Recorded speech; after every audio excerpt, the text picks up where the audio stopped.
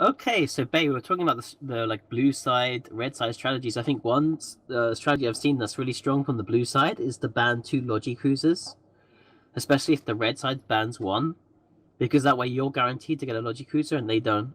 So red side has to be very careful when it comes to Logi Cruiser bans. Yeah, I mean, looking back at last week, we've seen that the last three matches definitely Execra was banned. Sorry, the last four matches, I believe Execra was banned in every match. It's a super strong ship. It's got bonus logistics drones because they're T2, so it kind of it makes their rep bots really powerful. It reps pretty hard. It tanks pretty hard. I'm surprised. I'll be surprised if it's not banned in most matches, to be honest. So if you let that through as red, you know blue have got to get it. So almost red have almost have to ban Execra unless they've got a game plan to kill it, basically. Yeah, and speaking of things you don't want to let through, the Hyperion has been banned every single game in the minor league. We'll see if that carries over. We see Volta's first ban coming in now, the Oracle. Yeah, interesting pick that. Oracle is a very, very popular ship in this format so far. It was popular in Fight Club. It's got a ton of DPS, out to really good range with Scorch, and obviously it's got a reasonable amount of armor as well. So it's a really good all-round battle cruiser. Yeah, and we just saw our first Crucifier ban from the Rep Cartel side. It's kind of interesting because we didn't really see the Crucifier in the minor league. Yeah, that's a surprising pick. I think possibly Rep Cartel then have got a play that they want. Possibly, I'm thinking maybe they're going to use like an artillery, like maybe an artillery hurricane or something like that. They might want to pick. So that's why they're getting rid of the Crucifier. Armageddon, they're going for Volta. Armageddon's very strong at countering cap-based battleships. Then Augur banned from the Rep Cartel side, so the Execra is available and they are going to have the first pick for it. Yeah, I'm surprised Volta let that through. I mean, the Execra in the hands of Suleiman Shahusas from the Tuskers team is going to be really, really strong because they've got some great pilots. It'll be hard to kill, and it will rep like crazy. Solis' first pick is the Tristan, quickly followed by the Algos. Definitely the teams have got a strategy going into this. They're picking pretty quickly. They've got 45 seconds to each one, but they definitely know what they want straight away.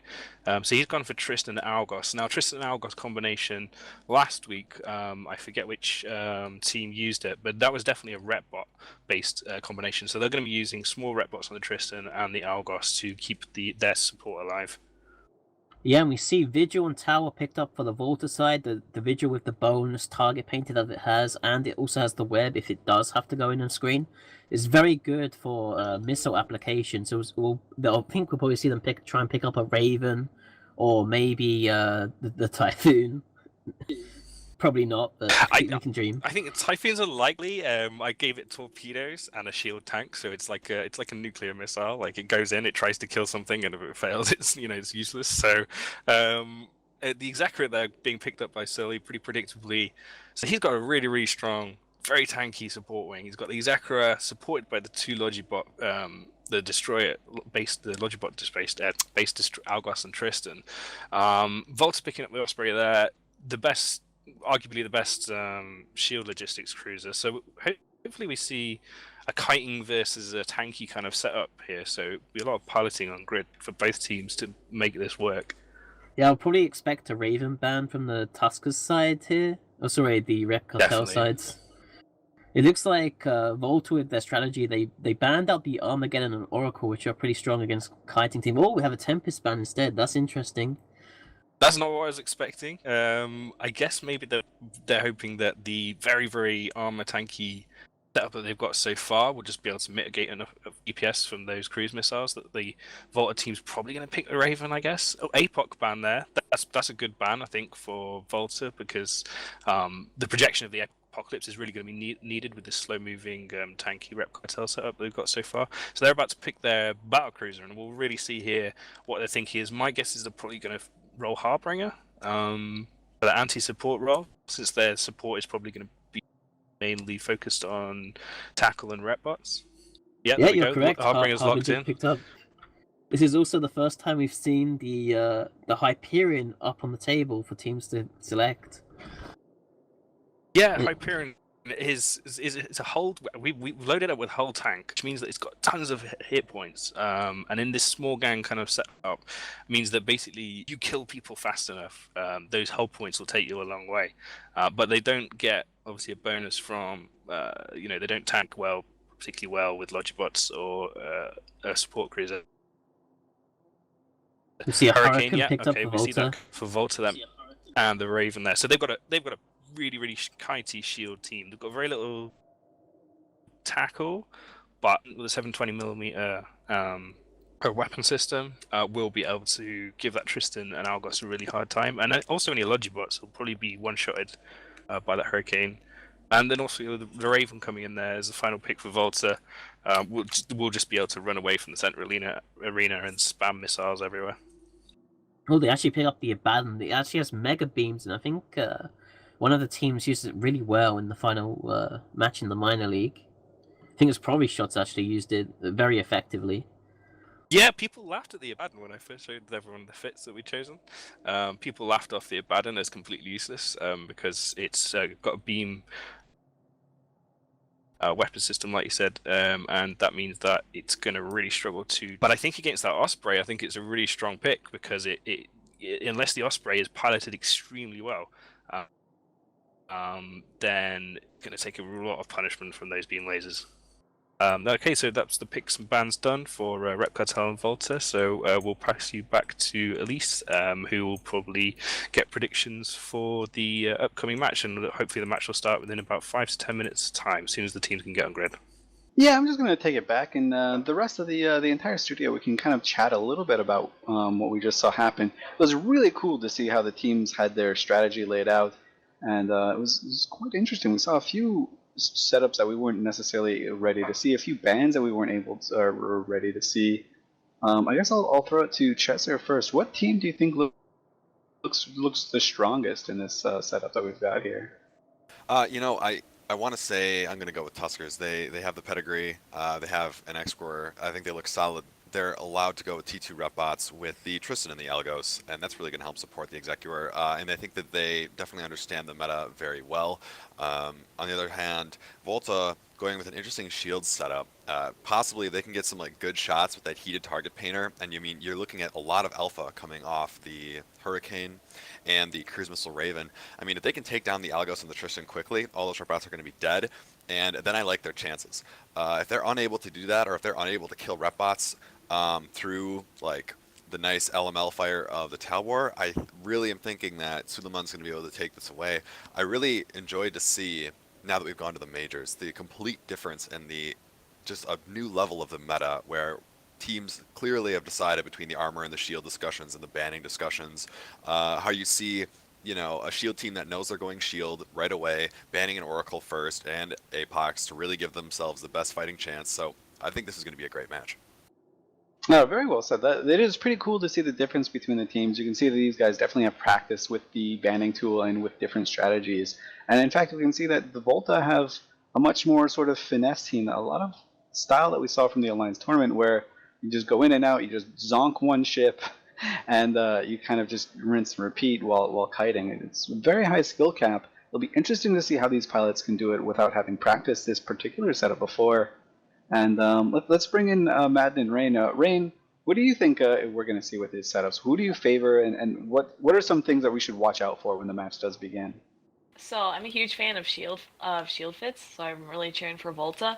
I did notice though that it looks like neither team has really any super hard tackle. So like Chester was saying, it's just going to be kiting each other out and just flying around the map. So I'm kind of excited to see how they brawl with that, or not. I guess not actually brawling, but just trying to take each other out in that manner. Unless I'm missing something, but I know the Vigil just has a web. Talwar has no real E-War on it. Can't really hold anything down. No, so it's going to be. Oh, sorry, Rain, go ahead. I was just going to say, I don't think you're missing anything at all. I think that minor league teams place a lot of emphasis on hard tackle. They place a lot of emphasis on a T1 frigate, which can honestly just be obliterated very easily. And you look at these higher tier teams, the major league teams, and they move the frigate position off to E-War. They move it to a position where it's going to be very survivable, where those slots and that player input is going to be in through the entire game. You look at the early Crucifier ban from Tuskers. And you know, an early vigil pickup from Volta. It just shows completely how they understand that the T1 frigate isn't really designed in this 5-man format to hold stuff down. It should be there as a supporting element, and you can just see like immediately a better understanding in my personal opinion than minor league teams. Yeah, well, I think that was also brought up with both the Tristan and the Algos, which, I mean, yeah, sure they get drones, but I don't believe they're going to be using their drones for any sort of DPS. It's going to be more of Logi to help the Executor stay alive and help keep him up, and more. It's just more of support rather than, I don't know. Like we noticed the Punisher was picked, I think every match last time, and it also died a bunch. But it's also the super tanky hard tackle, and in this match we're not going to see that at all. Yeah, that is actually pretty cool. Hopefully we can show up on screen the pick and ban sort of strategies and stats from last week, so you guys can see real quick what that kind of looked like when we're talking about what happened in the minor leagues. And there it is. Thanks, Bio. You the best. So we can see like a very big departure from what we saw last week. Man, what do you what's your takeaway from what we're seeing so far? Well, I think what we're going to see here, at least this is what I hope for, is we're going to have a little bit of a longer match. I think a lot of what we saw in that first weekend with the minor league was kind of the match is almost decided before you get on grid. You have a very, you see the ranges, you see that early DPS target, and a lot of those matches were really decided very, very quickly, and they ended pretty quickly. Very few went to time or it got close to time, and as they did, it was really pretty much entirely decided. I think we're going to have, obviously this is long range. You're talking about drones versus, missiles with a little bit of hurricane damage sprinkled in. Obviously a ton of tank, good Logi, which both have self-rep, which I think you saw some self-rep, not self-rep last time with minor leagues because they had kind of the interesting ability of bans to kind of trick people into that. Obviously Rep Cartel said, I want to fight Shield, so they banned Augur, almost assuring Volta to get into Shield. So I think they've got a plan for essentially what Volta did. I'm curious to see if the Vigil is used well here. It's got one target painter and a web. I think that web's probably not going to be used at all just because of the risk, unless something burns in, which I'd be surprised to see. So I'm really curious to see what this looks like as we get a few minutes into the match, but I definitely think killing drones from the Volta side and from the Rep Cartel side, essentially not losing the drones is going to be a big deal and really one of the big deciders of this match. Awesome, thanks so much. Oh, sorry, Elise. Oh no, I was just gonna say the teams are currently in system, so we've got less than probably a minute before we send it over to the commentators. But I just wanted to ask a few things from Bay and Suetonia, just a little bit about these ships that are picked, because we know what these ships are gonna do. Are there any unique fits that we should be looking out for? Anything that we want to focus in on during the match to see how it performs and how it's gonna fly? I think the key of this match is, can Tuskers kill the Osprey from the Volta side? Can they hit it with the Abaddon and the Harbinger? I don't think Rep Cartel are going to send in Tristan and Algus. I mean, all the ships on the Rep Cartel side are notable for having really big drone bays, and even they have backups too. So I think they're just going to be in a big armor ball where they just got all rep drones, and it's going to be really hard to break. They're just going to try and win an attrition game against Volta, slowly just approach them and try and catch them. Yeah. Sorry to cut in there. I just think Volta, I think if they had something like a Morlus or something to mitigate damage of that Abaddon, then they might have been okay if they had some sort of damps or maybe a Griffin, something like that. But I think they have got very limited amount of damage mitigation apart from their maneuverability, and I'm not sure that's going to be enough against a Harbinger or a Abaddon. I think Rep Cartel is putting a lot of eggs in the basket of their Harbinger, because the Harbinger being pulse fit is going to need to get in there. It's going to need to be able to stop a Vigil and a Talwar, which it's really never going to get in range of. The Osprey is going to be under constant beam damage from the Abaddon, but the Abaddon doesn't have tracking nor optimal bonuses. So it's kind of interesting to see what's going to happen here. I'm really worried about Rep Cartel's Tristan and Algos, because they're looking at a ton of applied alpha from cruise missiles, light missiles, and from artillery from the Hurricane, and they're going to be lit up by a target painter. Heated, most likely. So it's going to be interesting to see how long they'll stick around, and I think if Rep Cartel loses 10 light drones off those two platforms early on, they're going to be in trouble. Awesome. Thanks for the input, guys. And we've got the teams about to be on field now, so we're going to swap over the commentators in about 30 seconds or so to begin the match. But before we start, just want to say big thanks to our sponsors, CCP, who are obviously supporting the stream they've given us, the Apocalypse IGC skins, made them completely unique for the EVT Championship Series, and Plantronics, who has given us a few headsets for prize giveaways. In fact, we've actually earmarked some of the EVT or the IGC Apocalypse skins for stream chat. So, guys, as soon as this match is over, we're gonna start pulling some names out of a hat, ask you to type random stuff in chat just to win some of these great prizes, a Plantronics headset and an IGC Apocalypse skin. But for now, I'm going to throw it over to our amazing commentators, Rain and Chester, and we can watch this match play out.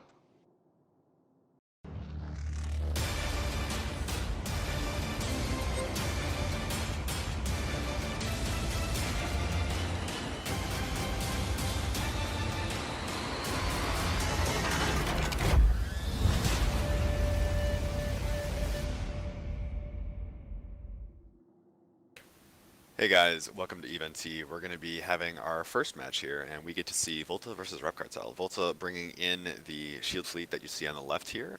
They are a Vigil, Raven, Talwar, Hurricane, and of course an Osprey. Rain, can you break down what Rep Cartel's bringing? Yep, so Rep Cartel has the armor fleet with the Abaddon, Harbinger, Execure, Algos, and Tristan. So right now, what I'm seeing on the warp-in right here, we have the Rep Cartel team, Suleiman warping in at 0 with the Abaddon and Beam Fit. I think that's a really smart choice. The rest of his team warped in at range, while Volta's team, unsurprisingly, all warped in at 50 at a ball, maximum range, ready to kite. The Abaddon being in the middle, going to be pretty slow, going to be difficult, I think, to really move that thing anywhere, but I think it's going to be interesting to see if the Abaddon is just going to start shooting Starfleet Commander in the Osprey the entire time. How long do you think he's going to be able to keep that Osprey up, Rain? Well, Starfleet obviously has flown in the AT, so hopefully more than just like 30 seconds. So, but if you look at the angles they warped in at, it's 90 degrees. So even though they are 50 off, they're not actually 50 from the enemy. So they might need to instantly start moving away once the match starts counting down. So we have 15 seconds until it actually starts. Yeah, just for those of you that are watching at home, the Osprey actually does have a XLASB, which means it's going to have 9 charges, allowing it to like really get its shield back. It has an invuln as well as an afterburner, and I'm hoping maybe under an afterburner if it can stay underneath that fire. Match is beginning now, Rain. What's going on with the field? So as expected, there are light armor maintenance bots, 2s out immediately going to the from the Tusker side, or the Rep Cartel side, and they're immediately going on the battlecruiser battleship. And it looks like Volta is actually starting to primary that Algos, but he's being kept up by the Logi, piloted by Rylode. Yeah, he's got the target painter on him now, falling a little bit lower. Rep bots, originally some damage bots were being deployed, but now rep bots are just absolutely smothering that Algos, and he is getting finally saved. Suleiman's pushing in now as well as Moderator and the Harbinger, and it looks to me like they are focusing a lot of their DPS onto this Osprey, onto this Hurricane. Hurricane is going to be able to run away, but now Osprey taking damage. Osprey, it's going to be difficult for that AB-only ship to kind of move away from these MWD cruisers. This is looking like an interesting kiting situation here. Yeah, for sure. And as we mentioned before, rep bots, because they're the only bots allowed to be T2, those are also on the Osprey. And it doesn't look like he's used his ASB yet. Although this Harbinger is actually going down pretty hard. He's in half armor. Yeah, Harbinger needs to be careful because as it's going in to try to get into its closer score trains, it's going to be moving away from its Logi, and it can actually take quite a bit of applied alpha. That Cruise Raven with the target painter helping it is going to maybe be able to do a little bit of damage. But that being said, Starfleet Commander is slowly just getting picked away by this Abaddon, and right now I'm not seeing Volta making any headway into Rep Cartel. And if Rep Cartel can kill Starfleet Commander's Osprey, I think that Volta's going to have some serious issues. I don't know. Moderator's going down pretty hard in his Harby. Like he's already in like deep structure. Holy cow! Yep. There he goes. He just died. Wow, that's actually really huge. Starfleet Commander is still staying alive. Abaddon is getting close now. I must call out right now, though, the Thenroth in the Raven. Raven having a smart bomb. He's getting right on top of the Harbinger and was actually using his smart bomb aggressively to try and break some of those bots down. Tristan going down now, too, from some of that applied alpha. Starfleet Commander is still alive, and you know what? Once the Abaddon is down, or if Starfleet Commander can get closer to the Abaddon with AB on and get underneath the tracking, I'm looking and thinking that Volta's going to have a nice edge here. Oh yeah, for sure. Especially now that the Algos is going down, so that's all those extra rep bots gone. Yeah, that's gone. 10 rep box, Rain. All gone now. And now they're focusing on the Execure, saving the Logi for last, which is quite different than how Rep Cartel actually played, because they went for the Osprey first. And he is in structure, but his shield is holding. Yeah, the strategies that both of these teams had, the Volta team going with this really huge applied alpha, the LML fire from the Tal War, the Cruise alpha from Raven, as well as the alpha just from the RD Hurricane that they have, really hurts a lot. And if the Executor doesn't have things pre-locked, or even if he does, underneath the target painter, it's really difficult to get an Algos and a Tristan to survive that kind of just raw applied damage. And that kind of brings out how Shield Logi is slightly different than Armor Logi, where Shield Logi, the rep comes at the beginning of a cycle, whereas Armor Logi, it comes at the end. So when someone immediately starts taking heavy fire, with Shield Logi, you can immediately rep them, whereas Armor, there's a slight delay in it. Yeah, I'm really liking here Volta's play, especially Thelroth against Rep Cartel, with being very aggressive with the Smart Bomb usage. You saw him rush Moderator when he was going down, taking those Rep bots down with that Smart Bomb, and now he's sitting right on top of Ryload, and also Smart Bombing, helping getting rid of the few Rep bots that can be applied to him now. Really, really good play. It seems to me like the Abaddon going in for Suleiman maybe wasn't as useful as they thought that it could be. I really think that Volta's early banning of an Oracle immediately tells me that they know what kind of banning situation they're going to be in. They're not going to get the X-Square pick or the quote better Logi of the two if they're left with one. And so they immediately decide, okay, well, we're probably going to be pushing a shield. We should take away the ships that are the most dangerous to us in the Oracle and in the APOC. So really playing well for them here, because the Abaddon is unable to really do enough to the Osprey. Good flying by Starfleet. Yeah, and if you're watching, the teams have kind of split themselves up. So it looks like Volta's actually right on top of the Executor, just kind of both the Vigil and then the Raven, just kind of holding him down. And then it looks like the Osprey is actually sitting right on top of the Abaddon, and he's still shooting at him, but he's able to tank it. Starfleet's actually doing really well. Yeah, no, Starfleet actually playing this perfectly. The Abaddon really doesn't have any great way to apply damage, just because the Abaddon not only is using beam lasers, but it's also going to be only fit with a tracking computer and no web. So as soon as Starfleet Commander was able to close in after the Harbinger threat was gone, the fact that he's orbiting the Abaddon is actually the best place for him to be, because it's the only place where he can't get hit. He's got shield maintenance spots all over him, and Starfleet's playing this perfectly, basically just sitting right underneath the Abaddon's guns. And Suleiman isn't really going to be able to do anything about it. Unfortunately, I can understand what their strategy was going with this heavy armor rep bot based team, but the Beam Abaddon with no real ability to help apply some of its damage, especially against some of the AB Logi and smaller ships, really kind of fell out of favor here. The APOC with its massive tracking bonus and the Oracle with its speed are sometimes better choices. Yeah, exactly. And I think that's like he's slowly getting whittled away, and he's not actually able to hit Starfleet Commander at all. But I think that's also good to point out, because a lot of people might look at this and say, "Oh, the Osprey's getting shot. Why is he orbiting this battleship?" Because maybe they don't experience this actually on Tranquility, but being able to orbit him and get close actually throws off his tracking and is, like you said, get under his guns. And even though it doesn't seem like the safest place to be, it actually is. And he's going down into deep armor now. There's nothing really to keep him alive, and even though he can't hit Starfleet. No, this is an absolutely clean sweep from Volta. Really, really great piloting by them. Excellent use of kiting, excellent use of figuring out where and what needed to go down first. I like their target calling once the Harbinger, which was the biggest threat on the field, which I was kind of talking about earlier, how it seemed to me that the Rep Cartel was putting all of their cards into keeping that Harbinger alive. Once that was down, they immediately and systematically took out the Tristan and the Algos, and then started working on the Logi, leaving the Abaddon for last. Yep, and with that, we'll send it back to Elise in the studio.